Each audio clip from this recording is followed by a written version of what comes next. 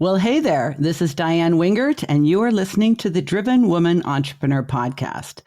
So, what do creativity, neurodiversity, entrepreneurship, and the Netflix series Suits have in common? Ready to find out? Buckle up and stay tuned.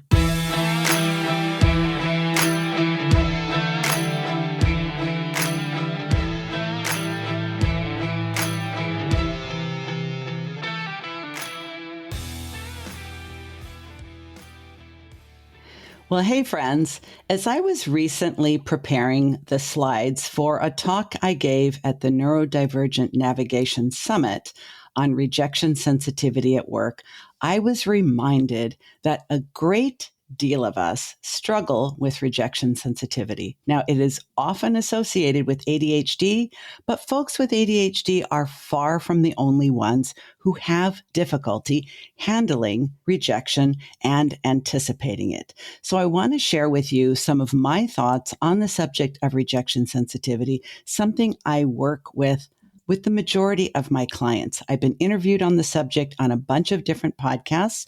And later on in the episode, I want to teach you some of the tools and strategies that I teach my clients. I also want to tell you about a recent insight I had from watching the hit Netflix series Suits. So let's get started.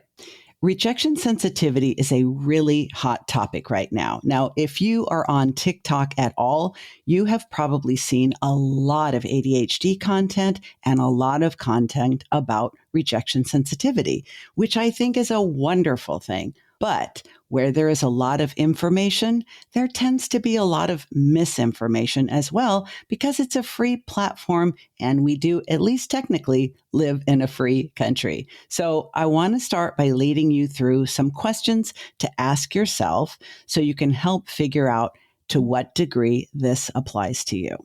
So, put up a finger if you experience sensitivity to any form of criticism, the fear of being rejected, actual experiences of rejection, or feeling left out or excluded. Put up a finger if you actually try to avoid circumstances where you might even possibly experience rejection.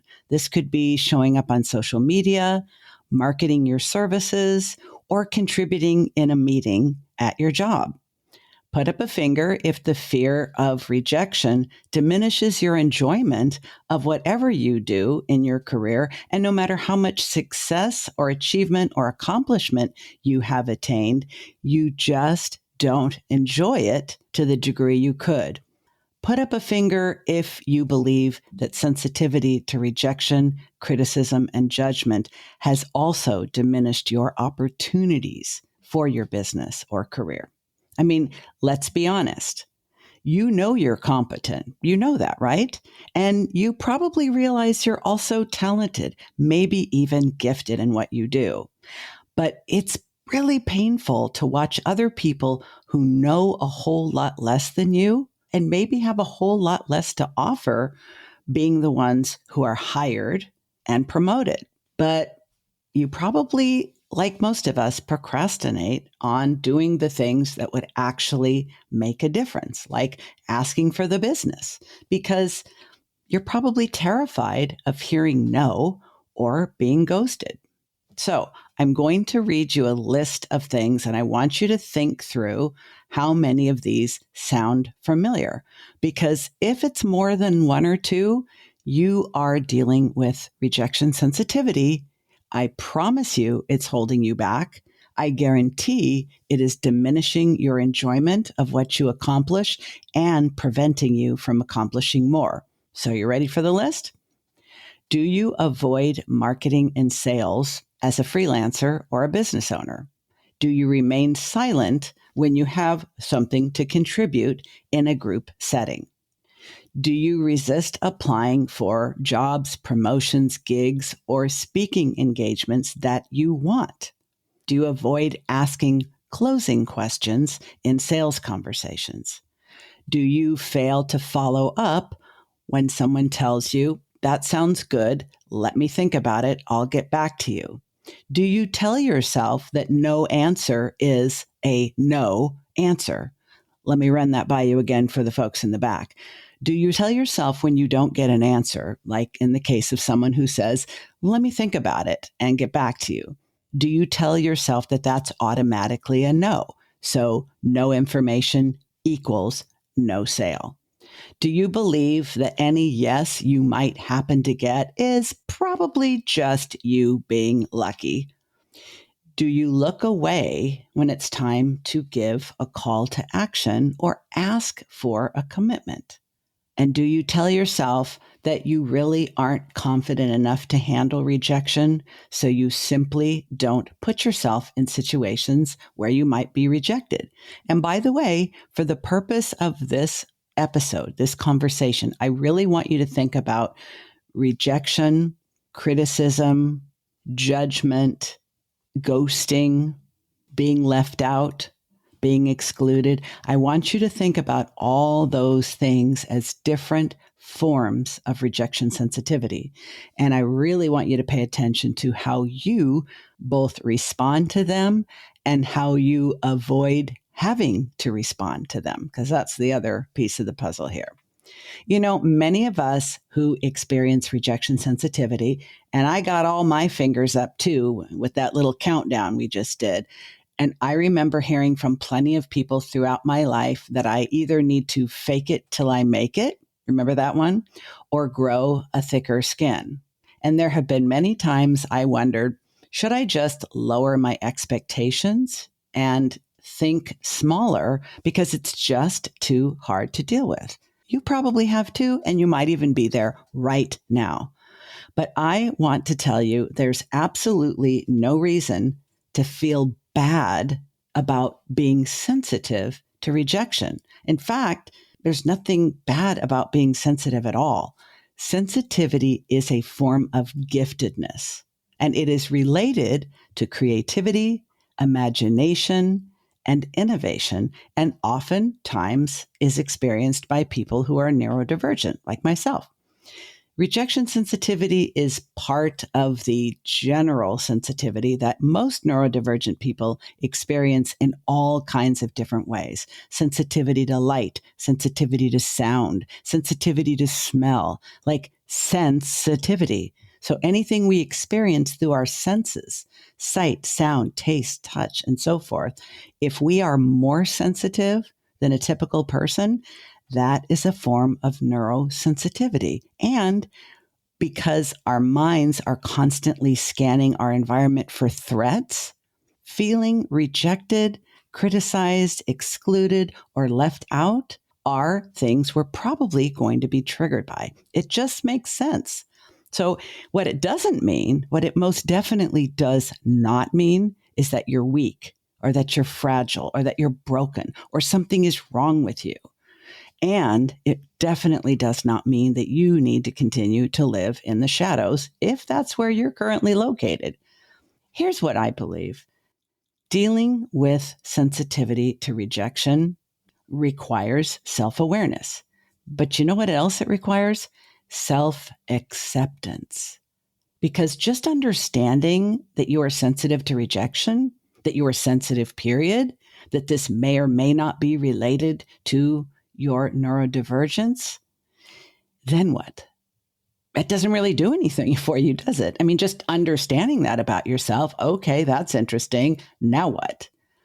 But if you understand that to be true about you and you do not combine it with radical self-acceptance, life is actually more painful because it can feel like it's something you are doing to yourself or allowing yourself to experience. And it is not. It is related to how our brains work and any experience of trauma we've had in the past or present, and how it is human nature to try to protect ourselves. Now, I have had to learn a lot about rejection sensitivity. I guess you could say the hard way. I mean, I was a licensed psychotherapist for many years. I'm neurodivergent myself. I have raised 3 neurodivergent children to adulthood. I've been self-employed for going on 14 years, so I've had to put myself out there. I've had to ask for the business, and I've had to deal with a fair amount of rejection. But I'm also a recovering perfectionist and a people pleaser, like you might be. So there's that. Here's the thing. I mentioned before that there's a lot of information out there about rejection sensitivity, but I do find that there's quite a few misconceptions. So I want to be very clear on the terms I'm using and the terms I'm not using. You might be wondering why I'm not using the term rejection sensitive dysphoria. And I think because there's a lot of misinformation about rejection sensitive dysphoria out there, especially on TikTok and some on Instagram. And just because a lot of people are talking about it doesn't mean a lot of what's being said about it is accurate. So I don't want anyone taking what they hear about rejection sensitive dysphoria to heart and then using it to feel worse than they already do. For example, some of the content that I see on TikTok and elsewhere have creators referring to having a flare up of their rejection sensitive dysphoria or referring to themselves as having an RSD attack. Now, I totally get, believe me, that when you are in the midst of one of these episodes, and I will get into the specifics in just a moment, it may feel like you're having an attack, kind of like a panic attack. And it may feel like you're having a quote unquote flare up, like you would with some other kind of episodic condition, because it's not something that you generally experience every day. But this terminology, this language is not accurate. So when we propagate content online using this language, we're actually hurting other people like us who are struggling. For example, another thing I see a lot of on TikTok and elsewhere is that rejection sensitive dysphoria is a diagnosis. It is not. It is not. Rejection sensitive dysphoria is something that many people with ADHD experience, but like many other traits of ADHD, not everyone who has ADHD experiences rejection sensitive dysphoria. I use the full term because what I don't like about people using the term RSD is it may inadvertently give many people the idea that it is an actual diagnosis. I mean, after all, most of us say ADHD or ADD. We don't spell out attention deficit hyperactivity disorder. Or we say, I have OCD instead of saying obsessive compulsive disorder. Most of the time we use shortcuts. That makes a lot of sense. But using the term RSD frequently gives the impression that it is a standalone diagnostic category, and that is not true. It's also not true that everybody who has ADHD has this rejection sensitive dysphoria, because many other people who don't have ADHD do struggle with this, and plenty of people with ADHD do not. Here's the difference. In both rejection sensitivity and rejection sensitive dysphoria, the feeling, the perception of being rejected, criticized, judged, or excluded is the trigger. But with rejection sensitive dysphoria, the real problem is the extreme change in mood that happens once triggered. Rejection sensitive dysphoria feels like an acute onset of a severe depressive episode. And this may be controversial, but a lot of people actually do require medication in order to have optimum results. Now, I was a psychotherapist for many years, but I'm not a psychiatrist. I was never licensed to practice medicine or prescribe medicine. So what I really want to do for the remainder of this episode is to talk about the more general and the more widely experienced rejection sensitivity, because most people I know, most creative people I know, most neurodivergent people I know, most entrepreneurs I know experience that. And I see a lot of that on the Netflix series Suits. More on that in a few minutes. So I think most people who might be listening are like, yeah, I'm pretty sensitive to rejection. Duh, who isn't?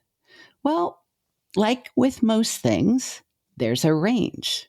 But there is a connection between rejection sensitivity and neurodiversity. There's also a connection between rejection sensitivity and entrepreneurship. I mean, after all, if you own your own business, unless you get all of your clients by referral and you don't have to do any marketing or any sales, you literally are offering a product or service that is so unique, so special that no one else offers, and clients are literally jamming up your inbox and pounding on your door. You are in marketing and sales. I've said it before. I'm going to say it again. If you own your own business, even a teeny tiny little micro business, you are also in marketing and sales because you have to let people know who you are, how you help, who it's for, and who it's not for. We all have to do that. And we have to ask people if they want to work with us. We can't just hide behind our computer screens and hope that social media and a good email sequence is going to do the job. It just doesn't work that way. Now, many neurodivergent people do become self-employed, oftentimes because the workplace feels inhospitable when you are a sensitive individual. Most of us do not want to disclose our diagnoses in the workplace. So we might choose to work for ourselves so that we can avoid that topic. Or we just have so much individuality, so much creativity, and so much of a need to do things our way that it really just doesn't make sense for us to try to work for someone else. But given that most of us who are neurodivergent experience more sensitivity to criticism, to rejection, to ghosting, to exclusion, to negative feedback of any kind, I think it's imperative that we all learn more about it so that we can be more self-aware and so that we can couple that self-awareness with radical self-acceptance. Because listen, part of being neurodivergent is literal, clinically significant differences in how sensitive we are, how reactive we are, and how hardy we are. Years ago, when I was still in my psychotherapy practice in Los Angeles, California, I practiced neurofeedback for about 5 years. I invested a lot of money in the training and the equipment, and I specifically sought out this training because there were many people who would otherwise benefit from medication for whatever they were dealing with. The types of people that I treated the most were individuals with ADHD and anxiety disorders, and some of them either did not want to take medication or could not take medication. So I invested in getting trained to do neurofeedback so that I could give them an alternative. One of the first things I had to learn how to do, and even though I no longer practice neurofeedback, it's been years, I sold my equipment and I do not do that anymore. But one of the things I learned from all the training I did for that was to assess individuals' sensitivity, reactivity, and hardiness. And I think this is so valuable for each of us to understand about ourselves, to have self-awareness for, and to radically self-accept where we are. That's not to say we can't improve in any of these areas. I believe we can. But accepting that these are actual neurological differences really helps us be capable of doing that work. So the three things, sensitivity, reactivity, and hardiness, mean this. There are differences in how sensitive we are, meaning how much does it take to trigger our sensitivity, our sight, sound, smell, taste, touch sensitivity, and our emotional sensitivity as well. How much of a trigger does it take? How much pressure needs to be applied? Some people are extremely sensitive to sight, to smell, to sound, so they literally could not go in a crowded place. No matter how much they may have wanted to go to, for example, a live concert, could not do it. Would have to wear noise-canceling headphones to a live concert. That's no fun. Reactivity means once that sensitivity has been triggered, how much of a neurological reaction is it? There are many creative neurodivergent people who are in physical pain once their sensitivity is triggered. And that's part of their reaction. They can also have an emotional reaction. Hardiness is how long does it take and what measures are needed to bring them back to their baseline. So picture this.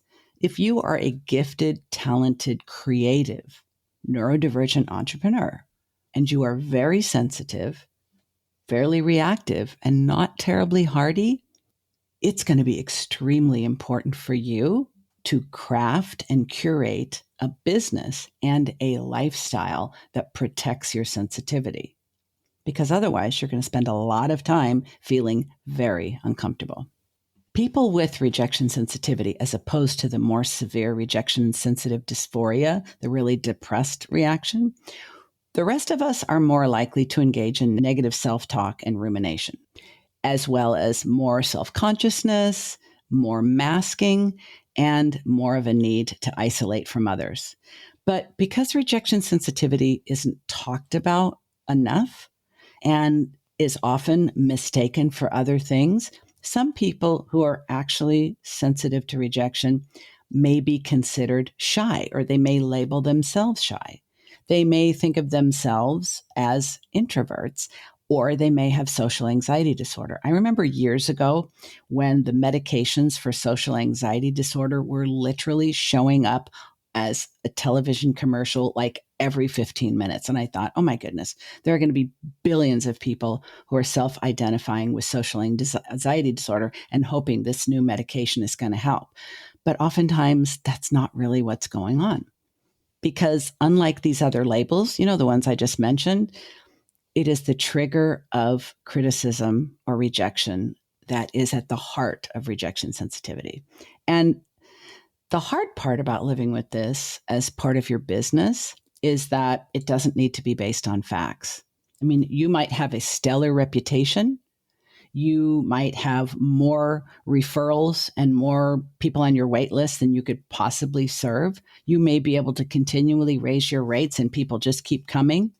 And you may still have pretty significant rejection sensitivity, because sometimes that perception is so hardwired and is completely opposite of what is actually happening. And that is a really painful situation, because in that moment, and I don't like to overuse the word trigger, but it is literally one that everyone can relate to. In that moment when we are feeling excluded, it might just be somebody's assistant forgot to put your name on a group email. But in that moment, it is your felt experience. It might be that a person did a discovery call or a strategy call or a free consult with you, and they really are not in the right position to work with you right now, but they really wanted to meet you to think about working with you in the near future. So now they're embarrassed because they took up your time. And so they ghost you. And so you reach out and they ghost you, and you reach out and they ghost you. Most of you listening are probably thinking, I'm having a total rejection sensitive reaction here. And I would be too, except this is something I know about myself, I accept about myself, and I also know damn well in that moment, what's going on with me physiologically is hijacking logic, facts, and reason. I'm just completely emotionally hijacked. So I have to manage that reaction in myself, because if I don't, I feel embarrassed, I feel guilty, I feel ashamed, especially in work situations. And again, remember, it's the perception of criticism, exclusion, or rejection. It doesn't have to be the reality at all. Now, if you're playing along with me and all this is sounding way too familiar, then you don't need me to tell you what happens next. We rush to our comfort zone, whether that's distracting ourselves, whether that's buffering, whether that's masking, or whether it's ruminating, replaying and replaying and replaying, either judging ourselves for not handling the situation better, judging ourselves for the situation happening at all, or replaying the scenario and telling ourselves we could have handled it better. In other words, beating up on ourselves. But that would be happening without the extreme emotional dysregulation that comes with rejection sensitive dysphoria. Most of us go into perfectionism and avoidance. And here's the most important thing I want you to hear. You are not broken and you are not alone. This is an extremely common experience, but we are either mislabeling it, misperceiving it, or just beating ourselves up for it. And none of that is going to change it. Because like all behavior, this whole cluster, you know what, is habit forming. And the part that I'm so passionate about and why it's so important to me to spread the word about this is because over time, how we deal with the perception of rejection, judgment, criticism, exclusion becomes a cornerstone of both our identity and our reputation, and can even become a self-fulfilling prophecy. Because just picture this. People stop giving us constructive information that would genuinely help us because they don't want to trigger us. And over time, that means our world and our opportunities shrink along with our opinion of ourselves. And we stop reaching for opportunities because we fear that they would invite more rejection.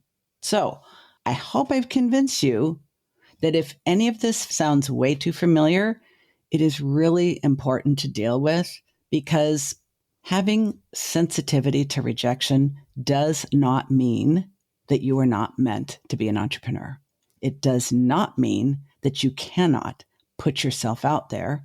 You cannot market yourself or your business, or you can't close sales, because it would be such a shame if you stopped sharing yourself and your gifts with the people that need you most. And you don't need to wait to go into crisis to learn a few tools. As a matter of fact, I think one of the most important things is to make a commitment to learning tools for how to manage rejection sensitivity before you actually need them, for several reasons. One, in the moment of crisis, once we've already been triggered, we're not going to remember those tools. It'll be like we're walking around with a big, heavy tool bag, and we'll be freaking out. And we won't even remember that we have those tools in the tool bag attached to our arm. We won't remember. What will make us remember that we know how to handle rejection sensitivity, what will make us confident that we can handle rejection sensitivity, is if we learn a couple of simple strategies ahead of time and practice them enough that they become part of our behavioral repertoire. They become part of our habits. And like I said before, since all behavior is habit forming, wouldn't it be in your best interest to create a habit for handling rejection sensitivity in a way that would make you proud instead of embarrassed? So I want to share with you a couple of different ideas, and then I'm going to finish with what I've noted from watching. I think I'm on season 5 right now. I did come late to the party. I know there's going to be a season 9 pretty soon, but I'm catching up very quickly in the series on Netflix, Suits. So the two types that I want to get into first, and then I will finish up with that, is quick fixes and practices that pay off. Quick fixes are things that you can do if you're working in an office, if you're working from home, if you have a hybrid job. Most of them take like 2 to 5 minutes. So they're very quick. I think of them as like psychological first aid. If you start to feel like you're going to be triggered, if you are in a situation where you do tend to get triggered, like sales calls or speaking up in a meeting or, giving a proposal to a potential client, situations where you know it's going to be much more easy for you to be triggered, I want you to memorize these like your life depends on it, because you are going to be triggered a whole lot less once you get a little bit of practice with these under your belt. So some of them, nobody would know that what you're doing is trying to calm your nervous system so you don't go into a rejection sensitive spiral. One of them is 16 ounces of water. I am not joking. Carry around a nice cold, or if you prefer room temperature, bottle. I prefer cold though, and I'll tell you why. 16-ounce bottle of water. If you're going to go to a meeting where you have to speak up and you're feeling like, oh gosh, everyone's going to think I'm an idiot, bring the water with you. If you're going into a sales call, if you're going to be pitching a client, or you're going to be facing a difficult conversation with someone you'd rather not have a difficult conversation with, the 16 ounces of water, no one's going to think anything of it if you suddenly become thirsty. But, and especially if it's cold, Sipping that water will help you distract yourself from the trigger and give your body another physiological sensation to pay attention to. You can also do some breathing, but it's really hard to drink water and breathe at the same time, and it may lead you to gag and choke, and that definitely is not recommended. But drink the water to help you get back under control. Now, these are things you can do once you're triggered. These are things you can also do beforehand to try to prevent yourself from being triggered. For example, if you are giving a presentation at a meeting and you're feeling really anxious about it, and you're worried that people are going to think you're unprepared or you don't know what you're talking about or whatever your brain is telling you, go run the stairwell ahead of time.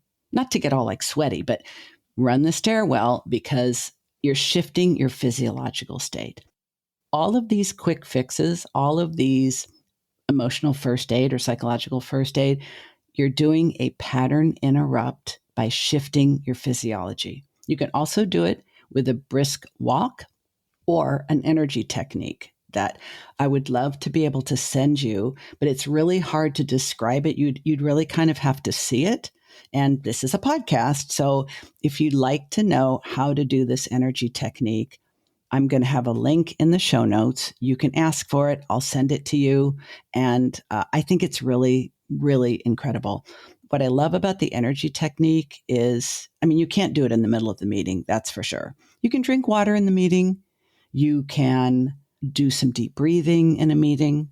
You can't do the energy technique in the meeting, but there are a couple aspects of it that you could do in the meeting that would help you stay calm and in control, and nobody would be the wiser, which is super, super cool. There are quick fixes you can do if you're working full-time from home. Like, for example, if you're lucky enough to have a fur baby, go play with them. Put on some music and have a little dance party. Go for a walk inside or outside the house. These are things that are easy to do when you're working from home. The energy technique you can do wherever you have a little bit of privacy. But the most important thing to remember is these quick fixes are a pattern interruption, a distraction, and they shift your physiology so you don't just go into the autopilot of rejection sensitivity. The energy technique, I'm just going to walk you through the part that you can do in any situation where you think you might get triggered, but I want you to click on the link in the show notes to get the full technique, including a little video, because it's so much easier to learn when you actually can see it. But here's a little trick that you can do to help keep your physiology more grounded anytime you're uncomfortable. Are you ready? Cross your ankles. And if you can, cross your wrists. So meaning if you're sitting on a chair, you can put your right foot over your left or your left foot over your right. And if your hands are sitting in your lap, you can cross them at the wrist, one hand on top of the other. It doesn't really matter which one.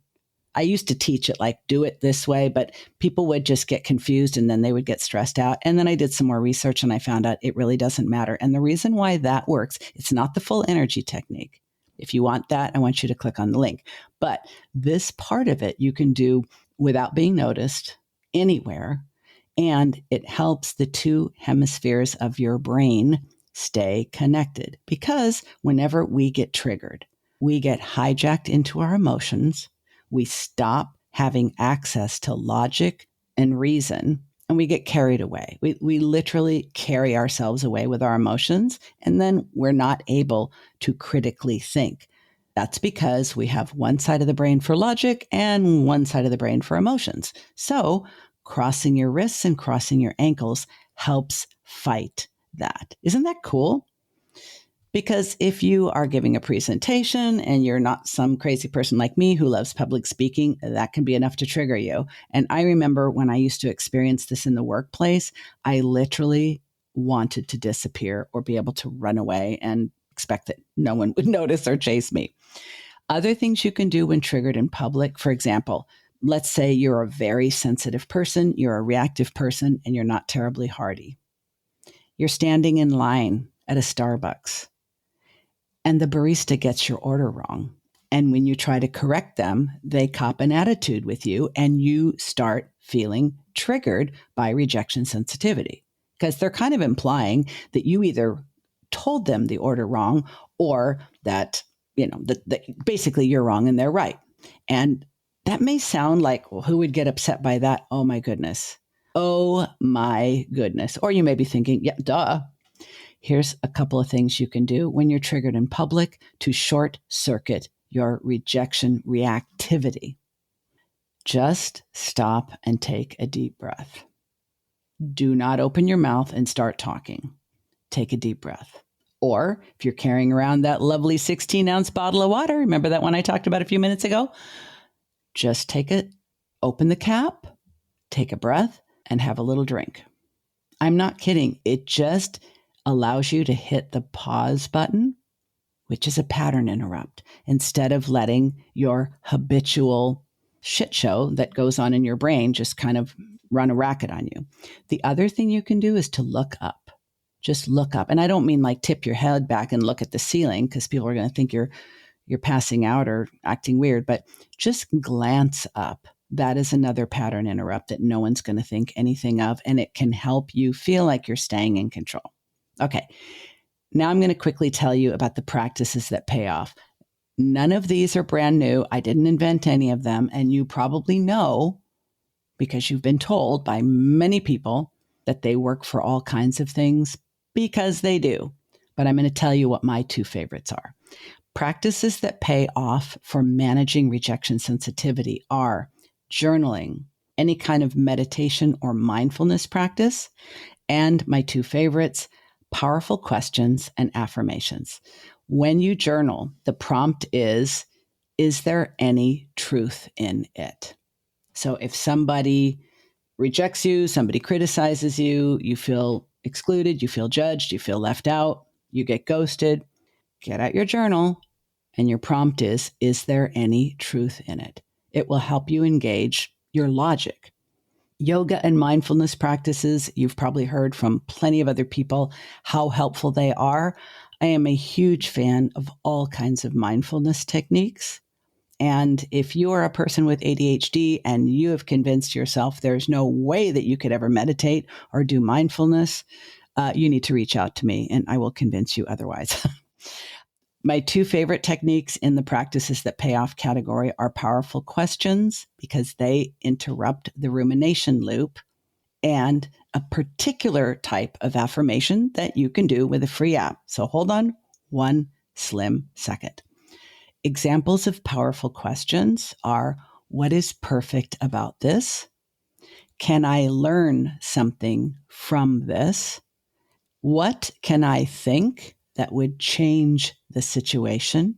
And what am I making this mean? Now, if you're in the heat of the moment and you say to yourself, what is perfect about this? And it makes you want to have a tantrum, give yourself a minute and then maybe choose a different question or come back to that. I have used these powerful questions with myself, with loved ones, and with clients when they have been very triggered by a rejection sensitivity situation and really powerful shifts came up. So I have become a fan. I also have a powerful questions worksheet. I'll make sure I link to that in the show notes as well. Okay, I told you there's an app, and this one is a game changer. Affirmations have been around forever, ever and ever and ever. And you either like them or you don't. You either think they're woo-woo or you don't, or you used to do them, but you didn't stick with them, so you forgot about them and you're not going back. You don't have to take any advice I give, now or ever. I offer things with an open hand, things that have worked for me and things that have worked with my clients. And this is one of them that happens to be my favorite. The Think Up app, Think Up, is brilliant because unlike many other ways you could do affirmations, with this app, you record the affirmations in your own voice. This is important because that voice is the same voice that you shit talk to yourself with. Yeah. The voice you're going to use to record these affirmations, like I am enough, is the same voice that you are using to talk head trash to yourself. So what it does by passively listening to the recording of you speaking these affirmations in your own voice, it starts to bypass the brain's negativity bias and override the negative self-talk recording that plays constantly like elevator music in your brain. Do not get the extended version or the paid version or the pro version or whatever they call it. You don't need it. This is one of those situations where you might tell yourself more is better. It is not. Less is better because you're more likely to stick with less. So it's like 3 or 4, they're always changing it on the free version, 3 or 4 affirmations in your own voice. And the way I want you to use them is to listen to them passively, like 5 minutes in the morning during your getting ready to work routine, brushing your hair, brushing your teeth, putting on your makeup, shaving, whatever your morning routine is. Just let it passively play on the app on your phone in the background, and do it again at night when you're getting ready for bed. The reason why I suggest these 2 times, and just do it passively, like you're kind of subliminally influencing your brain. If you do it in the morning when you're getting ready for work, it helps set you up to think more positively about yourself during the day and gives you a little bit of inoculation against rejection sensitivity that you may experience during the day. In the evening, you are in a more receptive state for learning because you don't have your guard up as much when you're tired. You've already been through the whole day. So it's actually an ideal time to slip some new ideas in your head. I love this app for that. Now, I also help entrepreneurs that are clients of mine when they experience a lot of rejection sensitivity relative to a specific area of their business. The more common ones are social media, cold pitches, sales calls. Sometimes we can delegate or outsource these tasks. And even if you're a freelancer or a brand new business owner and there's no way you're in a position to hire help for something like this, maybe you can barter or trade tasks with someone else. Because if you've got a biz bestie who does not hate these things the way you do, maybe there's something that you love and they hate that you could do for them.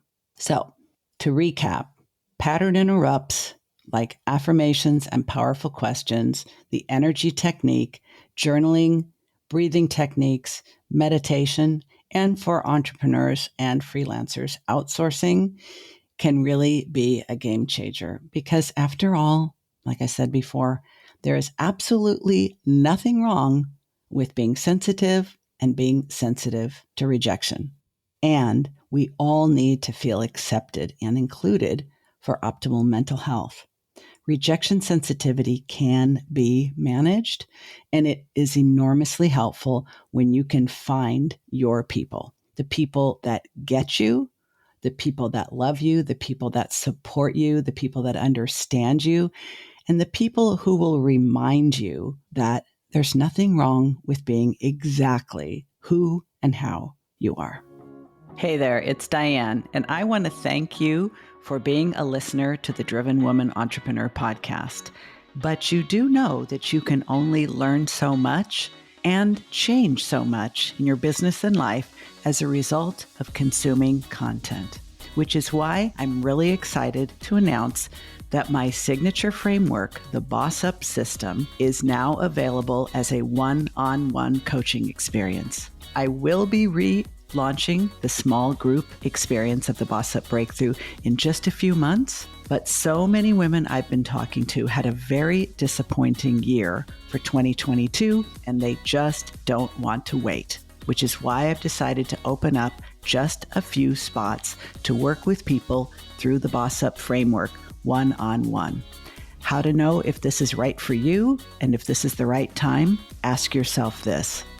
If you started your business to create a profitable, right-sized offer that is rewarding and allows you to stand out and be sought after, but what actually has happened is that you are over-delivering and undercharging and just not reaching your ideal clients with the perfect offer you have for them, this may be exactly what you need. There are 9 stages in the framework that we work through together, which include an audit of your business to determine what is and isn't working.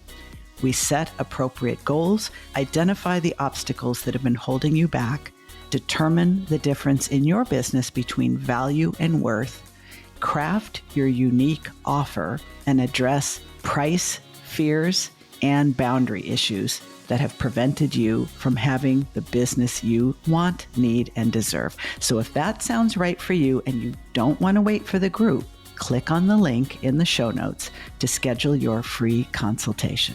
Hey, you already know you like what I have to say and how I think.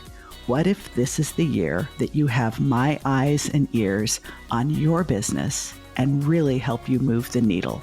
Click on the show notes and see if this isn't the right time for you. I'd love to see your name on my calendar. Now back to the show. So yes, I kept you waiting all the way to the very end to bring in the suits connection. Because here's the thing. I've been thinking about rejection sensitivity a lot. I've been interviewed on a number of podcasts about it. I just participated in this summit with an entire talk on the subject. And I have many conversations with my clients around their rejection sensitivity.